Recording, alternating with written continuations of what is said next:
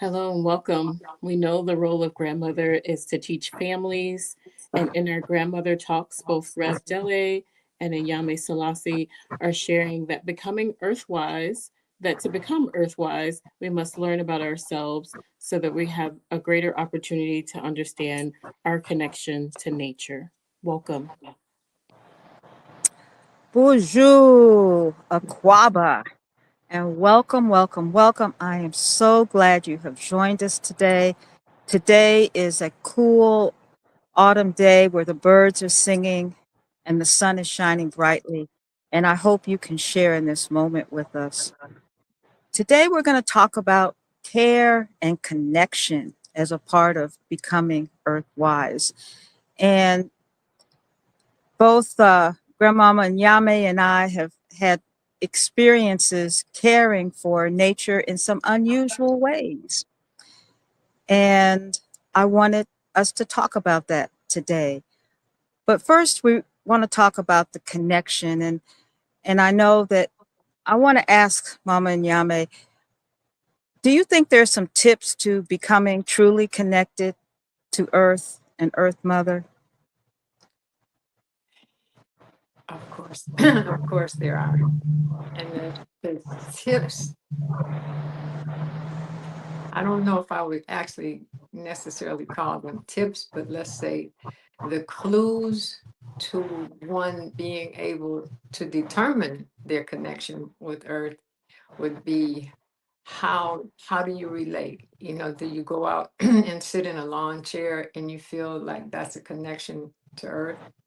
Do you say, oh, I'm a nature lover, and you go and you hike? You can do various things. You can go camping. You can even plant food. But are you really connected to the earth? Do you actually know that when you put your hands or your feet on the earth, that even before that, you and the earth were one? Because we are the earth. Every element that's in the earth is in us. So I think that the other we've othered nature for a very long time. So when we go and sometimes it feels or it looks like to me honor her with our presence, that we really think that that's connecting with nature. And even to the point they have, I don't know if it's called biological mimicking. It's a science now. And so why would you mimic something that is already there? Why would you mimic something that exists? So when you mimic, it means that you want to be like, or you're trying to be like when she's already here. So that's just a clue to say generally where we are with our connection or lack thereof to the earth.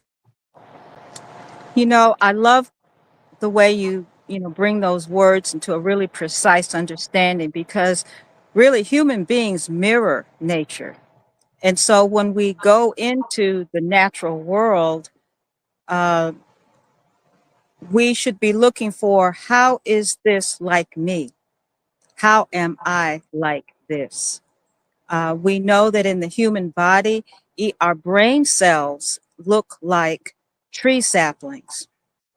And so that's why we need to be among the trees, because there's even that invisible connection that when we go into a forest setting, uh, the trees know how to connect with us. And we are learning how to connect deeper with the trees. I've been living full time on the land for a full moon now. And I have established some really different kinds of connections with nature. Uh, when I went to my prayer space, set up the tent, dug my fire pit, and I noticed that when I dug the fire, when I had the fire, all of a sudden the ants were coming up to the surface and they were swarming. And I said, well, this is odd. Usually ants leave a particular place. And I did not go about trying to kill them. I watched their travel patterns and I put ash on the ground so that I would create a sidewalk for me and they would have their place to be. The other thing, I looked it up. I said, why would ants be coming close to fire? And I found out that there are certain kinds of ants that only come to the surface during a fire because they know that after a fire, the forest reseeds itself. So they're coming up looking for seeds. They're coming up looking for food. And I thought to myself, oh my gosh, I've tricked them. I have brought them up to the surface and I didn't feed them. So I hurried up and went to the store and bought some cornmeal and sugar because I wasn't sure if these were salt ants or sugar ants, but I brought all that and I created a trail from the fire away to a ledge where it would be safer for them to be away from me, right? But they would be fed in the process. And you know, I watched them. It took them an hour to gather 1 foot of the cornmeal. And when they finished that 1 foot, then they went to the next. I had put about 6 feet of cornmeal out a trail out there. And that's what they did. And then I came back and I looked at where I had stepped unknowingly into a whole bunch of ants and they had tore up my foot. Uh, but I also noticed that they bit me on my foot at certain meridian points where that point in my body needed to be stimulated. So even in my agony, you know, I mean, they were doing me a favor and I was not appreciative. So it's about caring. Now I have a space, I have a seat by the fire. I have just a very small pad of ash where I can put my feet. And I noticed that they have created their anthills around my pad. So we all have places to be. And I'm testing, you know, what seeds do they like? What grains do they not like? They're not particular about oats. These particular ants don't like oats. You know, the ones at the top of the hill like rice. The ones at the bottom of the hill don't like rice. So it's just like we need to know what our family prefers, right? And provide that for them. Since we have disturbed their food source, we need to consciously replace their food source. That's the caring that is a part of being earthwise, not acknowledging that they exist and, oh my God, how can I get rid of them? No, how can I serve them? How can I serve their place on earth? And this is actually what the scripture tells us when in Genesis, it tells us that we are to serve and preserve earth, not just, you know, dig it up all the time. That we are to serve, just like a waiter serves you food, we are to serve nature. And I know you have some interesting stories about ants and being in the jungle. Mama, you want to tell us about your experiences? Before I do that, I want to go back to the connection with nature. They have a thing now called earth bathing. And it is so, and I don't mean to be condescending, but it is so ridiculous because they've turned it into a business and they Oh, know you can pay for somebody to guide you into earth bathing. So the it's still the other. So when we go into the forest, into nature, and we don't even have to exercise, just sit for 20 minutes, and we get a boatload of antioxidants and negative ions and all the things that charge our body up. And for this is research says, not biased by me, that if a woman goes into the forest for 20, 30 minutes, once a month will keep her charged. If a male goes in, he needs to go twice a month. And so it's got to do with the biology, and I didn't go that far into it. So, you know, just to say that we are so disconnected even from the concept of what it means to be earthwise, and that somebody would turn it into a business to take your shoes off and walk through the earth. So anyway, I had to say that. So my aunt's story was in the jungle. And before I had this experience, I was talking to a woman who had lived in the jungle, and she was saying, you know, when the ants come, she said, when they first came to me, I tried to hose them out and wash them out and sweep them out, and they just came back more with a vengeance. So you have to understand their patterns and what they want, and they'll come and do what they have to do and leave. So I had a house, and in the jungle, I didn't need windows. I had screens. So one day I came home, and my whole front door, it looked like it had wood on it. You almost couldn't see through it. There were so many ants. So I said, okay. I got in the house. I got myself something to occupy myself for 2 or 3 hours, and I left. And when I came back home, they were all gone.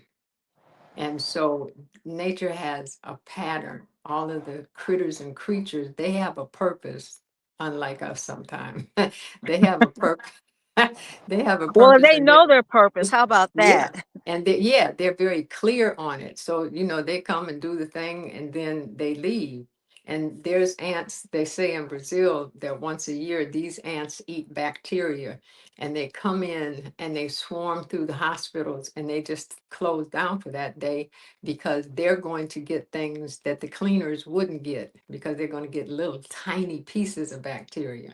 So just looking at nature in the jungle was a very, very, very severe sometime, but a very nourishing education on how to be with nature and then be one with nature. They're two different things. Ooh, very good point. I guess that's why within the permaculture world, they talk about taking slow, small steps. When I first moved home to this ancestral land, people kept saying, "Oh, you're on your land finally. Oh, we're so happy. What are you going to grow?" And I said, "Well, the first thing I'm going to grow is relationships." Mhm. And I allowed a full year to just observe the people relationships, to observe the relationships on the land, how the sun moves across the property, how the moon moves across the property, where the wind blows, uh, and where was the water. Looking at the plants that indicated water and seeing, were those plants active all year round, or were they only active at certain times when maybe the water was flowing more fluidly? So, again, sometimes it's like when you meet a new person and you're trying to create a relationship, you don't always have the same language. Maybe you might even be using the same words, but they don't mean the same thing. And so you take time back and forth to engage one another to see, where is the sweet spot? Where do we engage and both of us are happy?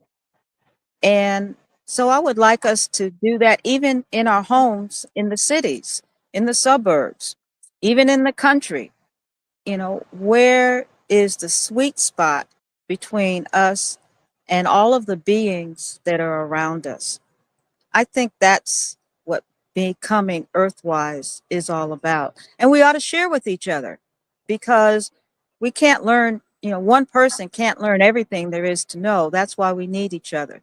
We need to share knowledge, share experiences, share perspectives, so that the perspective that we have can be enlarged, and I say this very specifically because we live in a setting that's linear. And when you're on a straight line, you can't see everything. It's only within the circle that you can see all that needs to be seen. It's in the circle that you can observe truth. And so I want to, just invite us in the cities to start looking at your surroundings as a circle. What's to your east, to south, west, to the north? And when you turn the corner, how does your circle shift? Who are you engaging? Understand that all of your circles intersect one another, because that's just the way the planet is designed. So that's a thought. Do you have a closing thought, Mama? I do. I would invite people also to understand nature from a deeper perspective, that without the critters and creatures that, you know, we want to think is the other, and that we determine as pests to us, we would not be able to live, because they help create and maintain the eco balance of the earth. So all the things that, you know, we're so objected to, without them, we wouldn't be.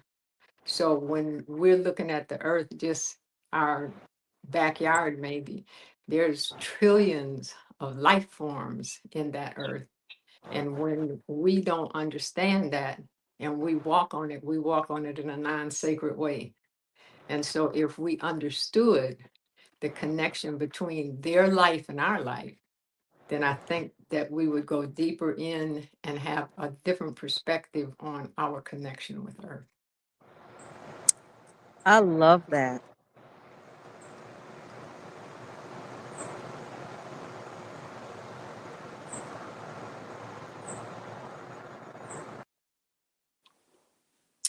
So we learned so much from the micro to the macro, and let's see where the grandmothers come from next time. So join us next week. Like and subscribe on YouTube at REVDELE, and also contribute, but contribute abundantly at REVDELE.com. Thanks so much.